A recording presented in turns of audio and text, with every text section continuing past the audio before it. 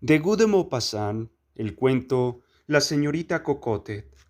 Nos disponíamos a salir del manicomio cuando en un ángulo del patio vi a un hombre alto y flaco que hacía el simulacro de llamar obstinadamente a un perro imaginario.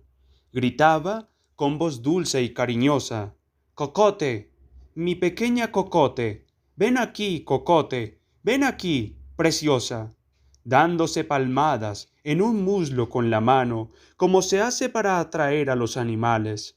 Le pregunté al médico: «¿Quién es ese?». Me respondió: «Ah, nada interesante.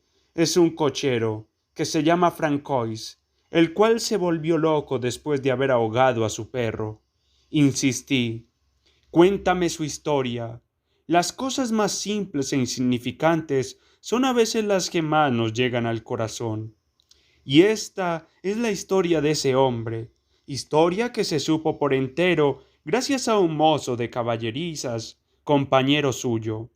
En la periferia de París vivía una familia de ricos burgueses. Habitaba una elegante quinta en medio de un parque, a orillas del Sena. El cochero era el tal Francois, un chico de campo, algo tosco pero buena persona, simplón y fácil de embaucar. Un atardecer, cuando volvía a casa de sus amos, un perro empezó a seguirle. Al principio no se preocupó, pero pronto la obstinación del animal, que se había pegado a sus talones, le obligó a volver la cabeza. Lo miró para ver si lo conocía, pero no lo había visto nunca. Era una perra de una flacura espantosa, con unas grandes mamas colgantes. Correteaba detrás de él con un aspecto lamentable y famélico, el rabo entre las piernas, las orejas pegadas a la cabeza, parándose cuando él se paraba, echando a andar de nuevo cuando él lo hacía. Trató de ahuyentar aquel esqueleto de bestia y gritó: «¡Largo! ¡Largo!». Ella se alejó unos pasos y se quedó sentada a la espera. Luego, en cuanto el cochero reanudó su marcha, ella se puso a andar de nuevo detrás de él. Él hizo ademán de coger unas piedras. El animal huyó un poco más lejos, en medio de un gran bamboleo de sus flácidas tetas, pero volvió en cuanto el hombre se hubo dado la vuelta. Entonces el cochero Francois, compadecido, la llamó. La perra se acercó tímidamente, con el lomo arqueado y las costillas que se le marcaban bajo la piel. El hombre acarició aquellos huesos salientes y, conmovido por ese miserable animal, dijo: «Vamos, ven conmigo». Inmediatamente ella agitó el rabo al verse bien acogida, adoptada, y en lugar de quedarse pegada a las pantorrillas de su nuevo amo, se puso a correr delante de él. La instaló en el pajar del establo. Luego se fue a toda prisa a la cocina en busca de un poco de pan. Una vez que hubo comido hasta la saciedad, se durmió con la cabeza entre las patas. Informados al día siguiente los amos por el cochero, le dieron permiso para quedársela. Era un buen animal, cariñoso y fiel, inteligente y dócil, pero no tardaron en advertir su terrible defecto. Estaba en celo desde principios hasta final de año. En poco tiempo conoció a todos los perros de la zona, que empezaron a rondarla día y noche. Repartía sus favores entre ellos con la indiferencia de una prostituta. Hacía buenas migas con todos. Llevaba tras de sí a una verdadera jauría formada por los más variados ejemplares de la raza ladradora, algunos de grosor de un puño, otros grandes como asnos. Se los llevaba por los caminos en carreras interminables, y cuando se paraba en la hierba para descansar, formaban corro en torno a ella y la contemplaban con la lengua fuera. Los lugareños la consideraban un fenómeno. Nunca habían visto una cosa igual. El veterinario no entendía nada. Por la noche, cuando volvía a las caballerizas, la multitud de perros asediaba la casa. Se introducían por todas las aberturas del seto vivo que cercaba el parque, devastando los arriates, arrancando las flores, abriendo hoyos en los parterres, sacando de quicio al jardinero, y ladraban noches enteras en torno al edificio donde se albergaba su amiga, sin que nada les hiciera decidirse a marcharse. De día penetraban hasta dentro de la casa. Era una invasión, una plaga, un desastre. Los amos se encontraban a cada momento en la escalera y hasta en las habitaciones.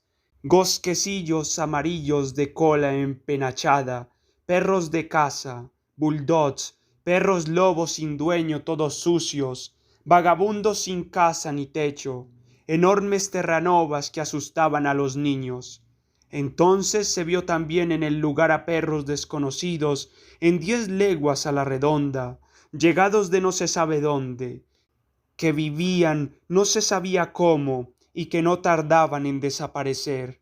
Sin embargo, Francois adoraba a Cocotet.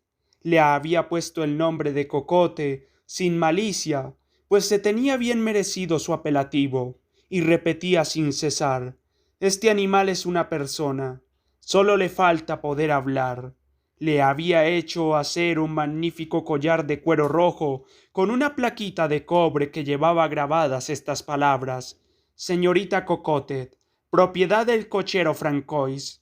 Se había puesto tremenda, tan flaca como era antes lo era ahora gorda, con una panza hinchada bajo la que pendían siempre sus largas tetas bamboleantes. Había engordado de repente y ahora andaba no sin esfuerzo, con las patas abiertas como hace la gente demasiado obesa, la boca abierta para resoplar, extenuada apenas trataba de correr. Se demostraba, por otra parte, de una fecundidad fenomenal, casi siempre preñada de nuevo tan pronto como había parido, pues daba a luz 4 veces al año un rosario de animalitos pertenecientes a todas las variedades de la raza canina. Francois, tras haber elegido el destinado a acabarse su leche, cogía los otros en su mandil de caballerizo y sin apiadarse se los llevaba para tirarlos al río. Muy pronto la cocinera se sumó a las protestas del jardinero. Se encontraba perros hasta dentro del horno, en el aparador, en la carbonera, y se zampaban todo cuanto encontraban. El amo, perdida la paciencia, ordenó a Francois desembarazarse de Cocotet. El pobre hombre, desolado, trató de ponerla en alguna parte. Nadie la quiso.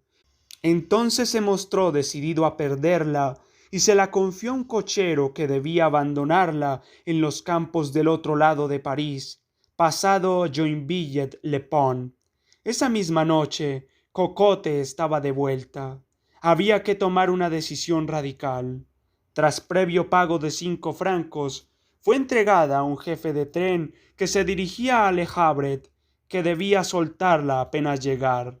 3 días después volvió a las caballerizas, extenuada, agotada, desollada, sin resuello.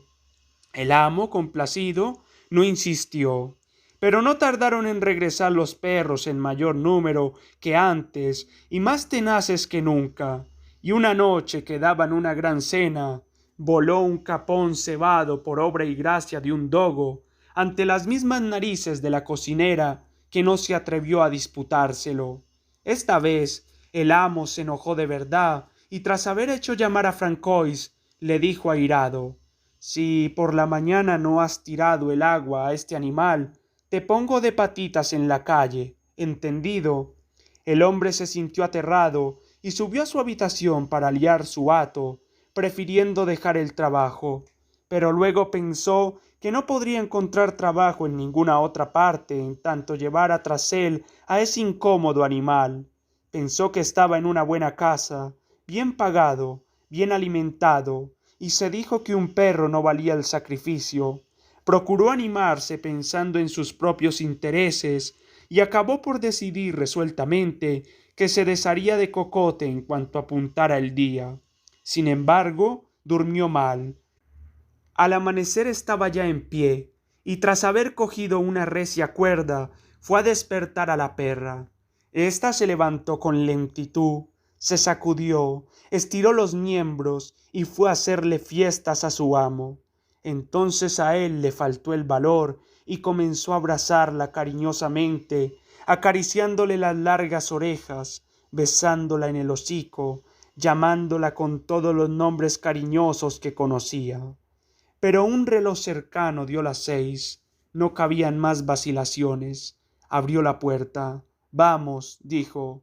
El animal agitó la cola, al comprender que saldrían.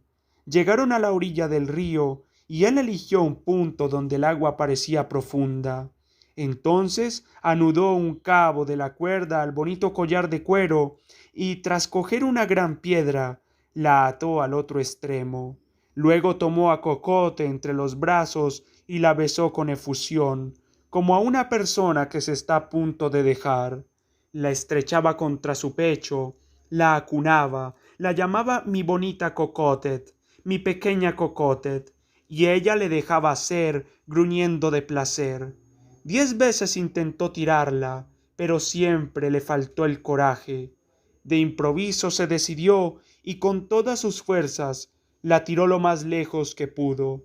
Primero ella trató de nadar, como cada vez que la bañaban, pero la cabeza tirada por la piedra se hundía una vez tras otra, y lanzaba a su amo miradas extraviadas, miradas que parecían humanas, debatiéndose como una persona a punto de ahogarse.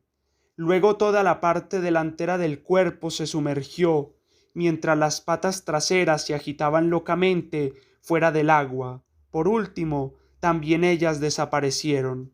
Entonces, durante 5 minutos, estallaron burbujas en la superficie, como si el río se hubiera puesto a hervir, y Francois, despavorido, enloquecido, con el corazón palpitándole, creía ver a Cocote retorciéndose en el cieno. Se decía, en su simpleza de campesino, ¿qué pensará de mí ahora este pobre animal?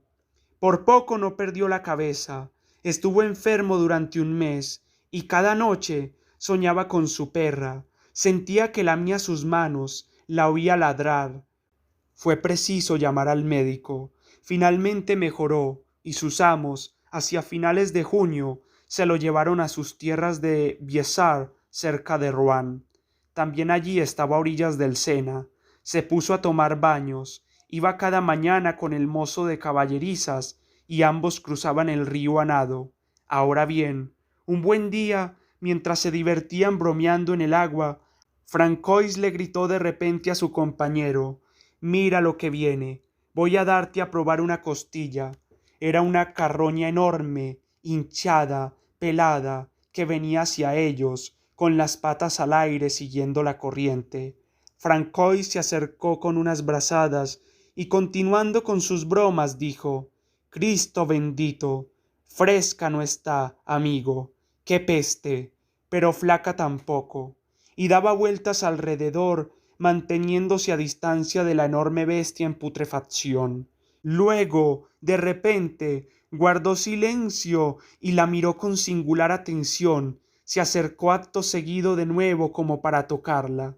Examinaba fijamente el collar, luego adelantó el brazo, cogió el cuello, le dio la vuelta a la carroña, la atrajo muy cerca de él y leyó en el cobre que había criado carnerillo y que seguía adherido al cuero descolorido: «Señorita Cocote, propiedad del cochero Francois».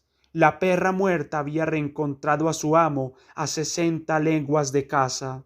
Él lanzó un grito espantoso y se puso a nadar con todas sus fuerzas hacia la orilla, sin dejar de dar alaridos, y, cuando hubo alcanzado tierra, totalmente desnudo como iba, escapó a campo traviesa. Se había vuelto loco.